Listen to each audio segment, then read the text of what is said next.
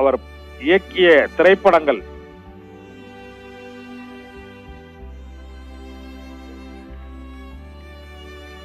இந்திய திரைப்பட உலகில் இயக்குனர் மற்றும் திரைக்கதை, வசனம், இசை, தயாரிப்பாளர், நடிகர், எழுத்தாளர், அரசியல்வாதி என பன்முக திறமைகளோடு திரையுலகில் பல்வேறு பணிகளை ஆற்றி சாதனைகளை படைத்திருக்கிறார். 1980களில் திரையுலகில் மிகவும் செல்வாக்குமிக்க இயக்குநர்கள் ஒருவராக அவர் கருதப்பட்டார்.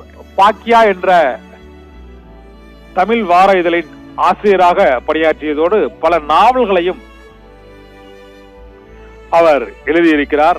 1953ஆம் ஆண்டு கோபிச்செட்டிப்பாளையம் அருகே உள்ள வெள்ளங்கோயில் என்ற இடத்தில் பிறந்த அவர் 70களின் பிற்பகுதியில் ஜி ராமகிருஷ்ணன் மற்றும் பாரதிராஜா ஆகியோரிடம் உதவி இயக்குநராக தமிழ் திரையுலகில் பணியாற்றியிருக்கிறார்.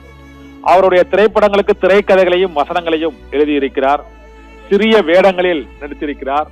80களின் முற்பகுதியில் பாக்கியராஜ் திரைப்படங்களை இயக்க தொடங்கியிருக்கிறார்.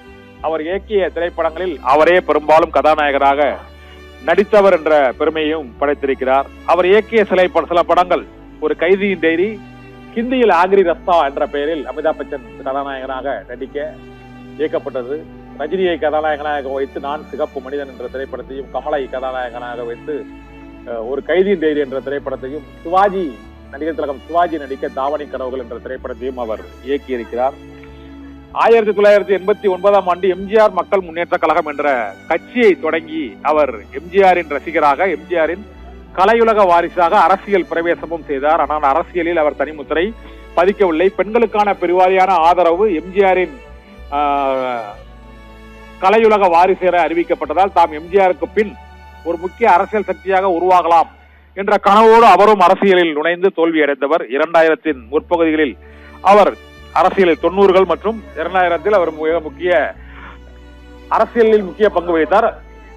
பாக்கியராஜ் திரைப்படங்களுக்கு அதிமுகவினர் அதிகமாகவும், டி ராஜேந்திரன் திரைப்படங்களுக்கு திமுகவினர் அதிகமாகவும் செல்லக்கூடிய காலகட்டம். ரஜினி கமல் போல, எம்ஜிஆர் சிவாஜி போல டி ராஜேந்தர் பாக்கியராஜ் திரைப்படங்களுக்கான ரசிகர்கள் தனி ஒரு ரசிகர் வட்டம் உருவாகி இருந்தது.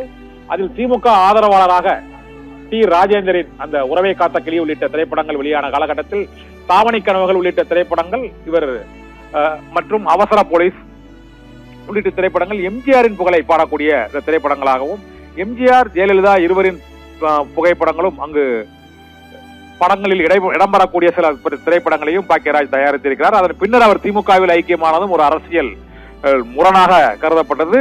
திமுகவில் தீவிரமாக இருந்த டி ராஜேந்தர் திமுகவை விட்டு விலகிய நிலையில் அதிமுக ஆதரவாளராக இருந்த பாக்கியராஜ் திமுகவில் இணைந்ததும் ஒரு அரசியல் வினோதமாக அந்த அவருடைய அரசியல் பிரவேச காலத்தில் பேசப்பட்டது. கேரளத்தின் முன்னாள் முதலமைச்சர் பினராயி விஜயனும் பாக்கியராஜ் மறைவுக்கு ஆழ்ந்த இரங்கலை தெரிவித்திருக்கிறார். மலையாளிகளின் ஆழ்ந்த இரங்கலை அவர் தெரிவித்திருக்கிறார். அவர் நடித்த அந்த 7 நாட்கள் திரைப்படத்தில் பாலக்காட்டு மாதவன் என இப்பொழுது விடுதலை சிறுத்தைகள் கட்சி தலைவர் திருமாவளவன் இயக்குனர் பாக்கியராஜிற்கு அஞ்சலி செலுத்திவிட்டு பேட்டி அளிக்கக்கூடிய அந்த காட்சியை இப்போது நாம் பார்க்கலாம்.